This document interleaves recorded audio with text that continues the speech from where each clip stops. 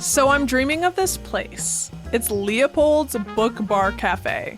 It's the dreamiest bookstore, cafe, and cocktail bar combo you'll ever find. And it's right here at 1301 Regent Street. They've got the latest books from around the world, wines to sip or take home, and live jazz, plus open hours until midnight most nights of the week. You can grab a drink or dessert and just kick back at Leopold's. Today on CityCast Madison. You know the old adage, don't throw pearls at swine? Well, Madison says throw that idea to the wind, buddy.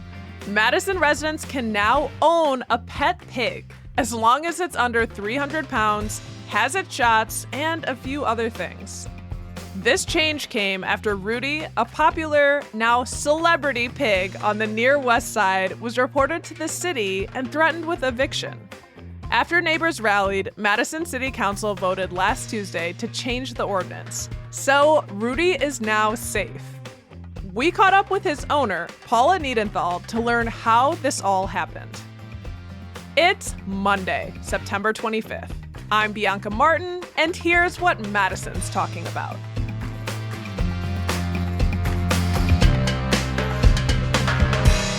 Paula, hello. Hi. So now that the Madison City Council made Rudi the pig legal, how are you feeling? Mostly relieved. It's nice that this is over, and I think it was thoughtfully done. You know, there's a lot of commotion around it on all sides, people who agree and people who don't disagree. But I think that the alders who were involved in writing the amendment, notably Tag Evers, were really thoughtful about this. This is not... I think it shouldn't be like kind of cliched or be viewed as like inviting livestock into the city. I think it just shows a sort of evolution of breeding of pigs, which happens, and also dogs, right? I mean, we see new varieties. You know, the amendment was informed by other people's amendments. They had talked to Seattle City Council or Seattle, Washington's view on this, and they were like, oh, dude, we did that a decade ago. we amended the ordinance. So, like, while some people are thinking this is a livestock issue, I think it's really not. And I think it was just trying to create a possibility of having single pigs or a pig in a dwelling under certain conditions with certain vaccinations and with a certain size limit. And so I thought it was very thoughtful. Yeah, because Rudi's your pet. Yeah. You know, I'm also not being completely biased by that. I do understand that you want to consider the safety. You know, when you're thinking about this at a city council level, you're thinking about not people who are going to do a good job of taking care or are highly informed or have some sort of other kind of privilege. You're thinking of people who are not in that situation. Either people who are not privileged by being helped with this or people who are actually not going to treat the animal well. So you have to figure out not so much who's going to do it right, but how could this all go badly wrong? And I appreciate that. And of course, that's why it wasn't a unanimous vote. Some people are thinking the ways in which this could go wrong are too important. And the people who were supporting it were saying, I think with all of these features of the amendment, that it can be done in a way that is safe for animals and the people living in Madison and not turning it into an actual zoo or an actual farm like you worked on in Baraboo. Right, exactly. Yes, for those of you who don't know, I lived on a pig farm for a couple of years, so I also love pigs. But I appreciate you saying it doesn't bias you. You understand that there is some concerns here. But when this happened, I mean, did it take you by surprise? Like, it seems like a pretty stressful event. Yeah. You know, there was lots of discussion about whether I was too stupid to find the ordinance before getting the pig. And the answer is I was. Oh, my God, that's rude. Well, there was a lot of that discussion. And I did look for one. Maybe I didn't know how to do it. I think many of us who've never done that before might search it incorrectly. So the fact of the matter is, I thought it was okay for me to have that pig in the town. And we had him for a very, very long time in a very public way before somebody called. So I think what was upsetting at the time was thinking you're just going along, being really surprised by how much he's affecting the neighborhood and everybody else, which is not something we anticipated. We thought, we're getting a pet. We were not thinking everybody's going to be interested in our pet. And so I think what was surprising was how long we had it, and then the way in which the person who was disturbed by that pig or didn't like me or whatever their motives were it was upsetting that it took so long for it to happen. And it happened in that particular way. Because I think we could have done something about the existing ordinance. Had I even known there was one, I could have done something about it that was a little less stressful. Yeah. I heard that Rudi was like the mayor of the bike path, right? Like he was pretty well liked. Have you experienced any tensions though from neighbors about Rudi? No. I mean, even I'm very like sometimes when I'm inside and he knows I'm inside and he's outside in a garden area, he calls me and it's like a loud squealing, and I don't want him to do that. That would be like a dog barking. And then I go running out and I tell him not, and I make sure that stops. Or I'm now aware of when he might squeal for me. So then I have texted my neighbors and said, "Oh, I'm sorry, he was squealing for me." And they're like, "I didn't hear it. Like, don't worry about it." And I never even heard it in the first place. So I've actually apologized for stuff that have not been detected by other people. So no, my direct neighbors and people I know in my own neighborhood, which is a lot of people, have not complained about anything about him. I mean, certainly pigs, as you know, working on a pig farm, hogs can be dangerous under lots of circumstances, like a sow with new pigs. And they're much bigger, right? And yeah, so on a farm, they may be 400, 800 pounds, and Rudy's about 150. I mean, it's unclear because I haven't had him weighed, but he was hanging out with a pig that's about 200 or 225, and he was pretty much smaller than that pig. So I'm still thinking he's well under 200. Doesn't matter anymore because of the ordinance has been amended to allow up to 300 pounds, which is actually typical for a miniature pig, can be that big. But anyway, as you know, there's so many things that actually can happen with hogs, and those things are very unlikely to happen in this situation. This kind of breed has been, bred to be affectionate and a companion animal. Just like dogs, though, they can be territorial, and he's particularly afraid of dogs because dogs are natural predators of pigs. And so all pigs are pretty afraid of dogs at first, but he has some friends in town. So things haven't come up with the neighbors.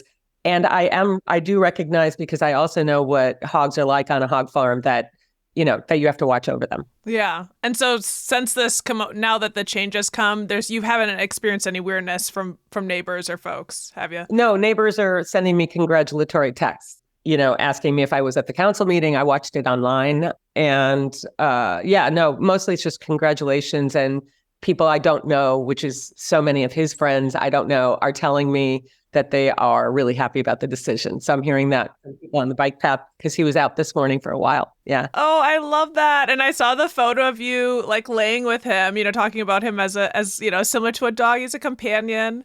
Do you know of any other pet pigs in Madison?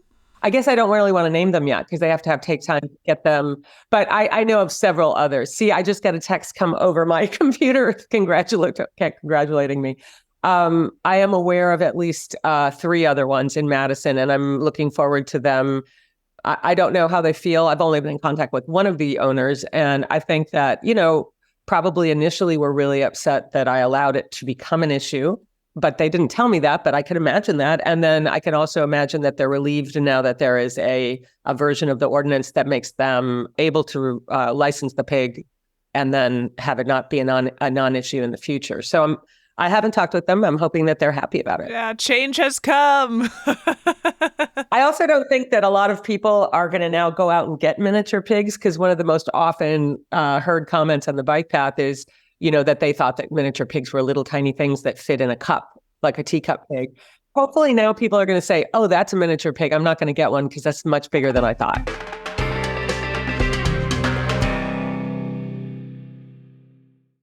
Well, what's your favorite thing about owning a pig?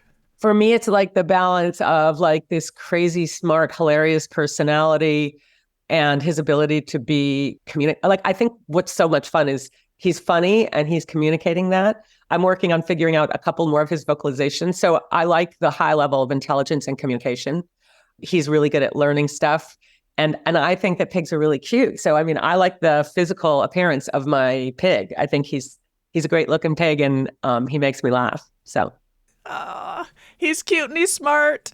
What else, if anything, do you want Madisonians to know about Rudi? I think in general that, like with all animals, no matter how cute he is and how easy he is for me, that if you're a stranger with a pig, it's just you have to be just as careful as a stranger with a dog that you don't know. So I do want people to really enjoy him, but also be really, really safe with him, just like they should be if they decide to get a miniature pig themselves. What I want people to know is to enjoy him even more visually than tactilely. Pigs are have bad eyesight. And when people flail their hands in front of his mouth, he might swipe to take a piece of food from their hand that doesn't exist there. And it's scary for people. And so I want them to know that pigs can't see very well, and flailing around in front of his mouth could result in him swiping towards them and scaring them. But he's not trying to do that. He just can't see what they're offering, basically. So just getting to know pigs is just basic safety, and companionship is an important thing for people to know if they want to hang out with or visit my pig, or if they want to get their own, whatever it is that they're looking for. They should also know that truly these pigs are not bred for their meat. And so while there might be not be a physical definition of livestock versus companion, the primary motivation to breed these pigs and have these pigs is not being livestock or providing meat. And so there is actually a distinction. Yeah, that makes sense. Yeah. So what do you think this whole turnaround experience for the ordinance says about Madison? I think it says a lot of things. I mean, I was worrying that another thing that people have been concerned about is using time and resources and emotion about a pig rather than all the things that are taking up and should be taking up our time that are also emotional, but, functionally more important.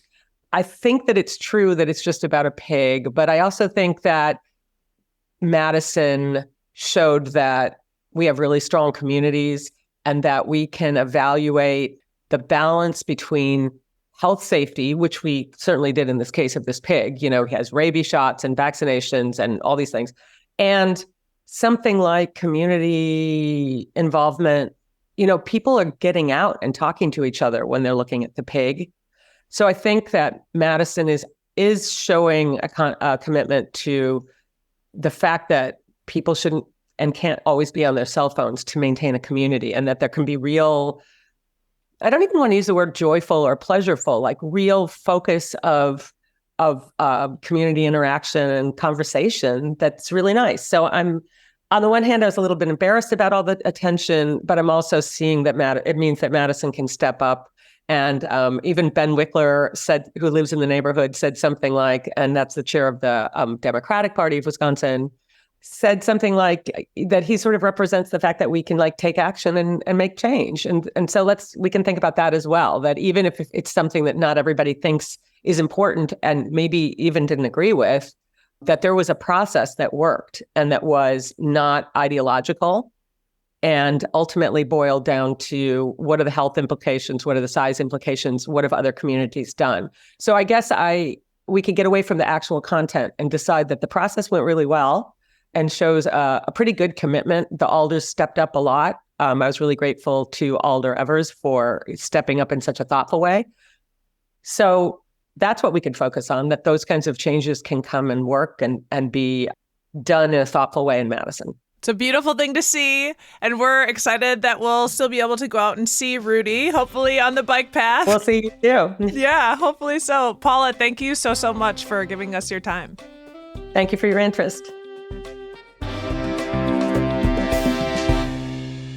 That's Paula Niedenthal, owner of Rudi, the miniature pet pig of Madison's West Side.